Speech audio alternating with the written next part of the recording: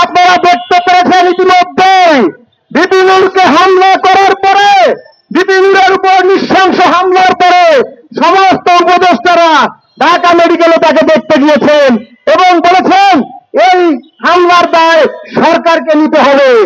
উপদেষ্টারা মনে করেছে তারা জনগণের সাথে তামাশা করে পার পেয়ে যাবে।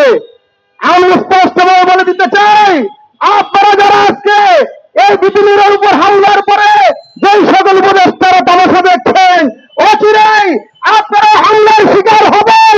এই খুনি হাসিনার দোসরদের দ্বারা আপনারা হামলার শিকার হবেন, অচিরেই শিকার হবেন, যা ইতিমধ্যেই শুরু হয়েছে।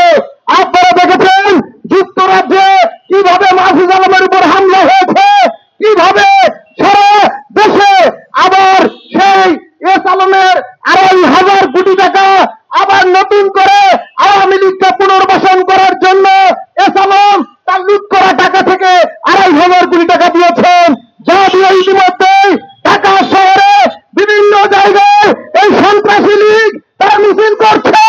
গতকালকে শেরুলিতে পুলিশের উপর তারা ককটেল নিক্ষেপ করেছে। সংগ্রামী উপস্থিতি, আমরা চেয়েছিলাম ৫ আগস্টের পরে এই পুলিশ বাহিনীতে সংস্কার চেয়েছিলাম, আমরা ৫ আগস্টের পরে এই সেনাবাহিনীতে সংস্কার চেয়েছিলাম, আমরা ৫ আগস্টের পরে সর্বত্র সংস্কার চেয়েছিলাম, কিন্তু সংস্কার করে নয়। আমরা দেখেছি ঢাকা বিশ্ববিদ্যালয়ে আমরা কিছুটা সংস্কার দেখেছি। কি সংস্কার? ঢাকা বিশ্ববিদ্যালয়ে হল দখলের যে রাজনীতি ছিল সেই রাজনীতির সংস্কার হয়েছে।